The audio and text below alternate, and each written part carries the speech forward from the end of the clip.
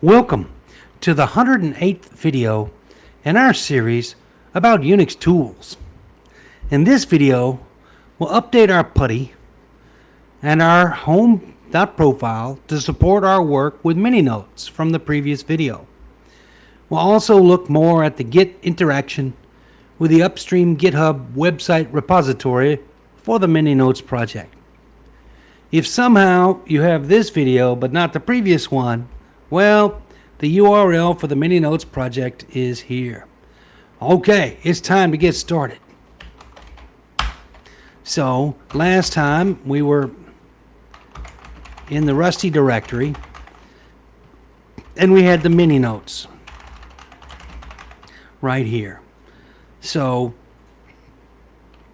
you might wonder if everything's going to work. So if I type in mininotes readme.md like last time, and I try to shift and use the arrow keys, you see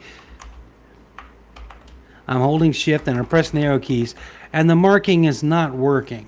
And that's because I have exited the PuTTY and restarted PuTTY and I lost the keyboard changes. So I need to somehow fix that up.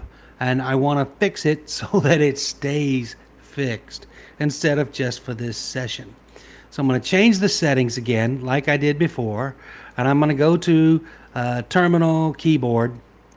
And if you remember, we had to set it to Xterm 216 plus, Xterm style bitmap. And the rest of it we left alone and we hit apply. And now if I hold down shift and use the arrow keys, you see marking is working.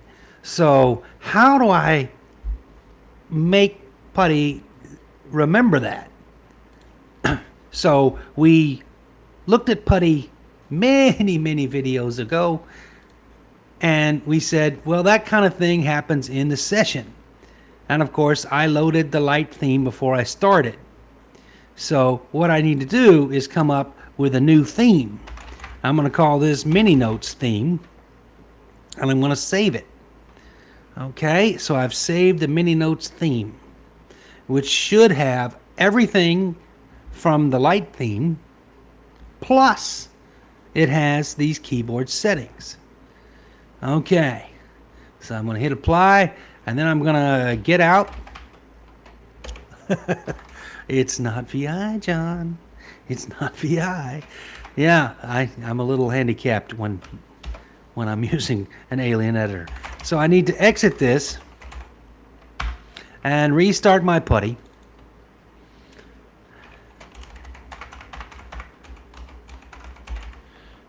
Using the information I got from my system administrator. And I want to load mininotes. So now I've got mininotes with this information and I'm going to open and it's going to scream.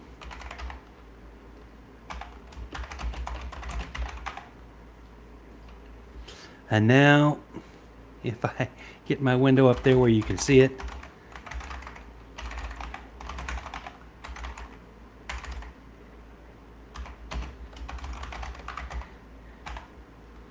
let's see. I'm going to hold down the shift key and press the down arrow key and you see it remembers it. So that's good news. We've created a new PuTTY setting that we can choose at login. The mininotes right here. And so when we're going to do something that needs those arrow keys with the shift and the control, that's the one we use. The other thing was, what about our environment? And so let's see about Rusty. And it seems to have it. So if we look at our home profile, you can see I've added this line at the bottom. That was that same line that was necessary to set up the Rust environment. And so this file, if you can't remember it, it's home.profile. and I put that as the last line. So that means the dot means source. Some books you'll see source. Okay, but I like the dot. It's easier to type. It's shorter, and it just means as you're doing this, include that file too at the end. Okay, we don't need to save that because it's already saved. Wonderful. Everything's set up. As you can see on the dates here, these are August 23. But if you see the date I'm making this video, this is on September 2nd because we had a week of midterms where I didn't create any videos. Has anything changed in the upstream website? Well, what we can do is we can do what's called a git pull. And a git pull will contact the upstream Git repository since it's one that was remote, and it will go check for any changes. And if there are any changes, it will go get them and update this. So let's try it. And it says already up to date. And that lets you know that there have been no changes since we did this on August 23. And so you might want to know the history. When was the last time that they made any changes to the mini notes? Git log works the same way it does when you use your own local repository. And you can see it hasn't changed in a long time. January 28th of 2024 is the last time any changes were made to this. And we are on head. This one has no tags. That's why I said we just used head. This is one of those projects where the people were nice to share the code, but they just sort of threw it over the fence and walked away. They uploaded the code to GitHub, made it public, but they never made a release. They never tagged anything. They never made an official release. And they haven't updated it in a while because it just works already. So this is an unversioned, or some people might call it rolling version, but it has no real version at all. And that's just the way this project is. This is a really simple one-person project, and they just uploaded it and they never tagged it and they never made a release at all.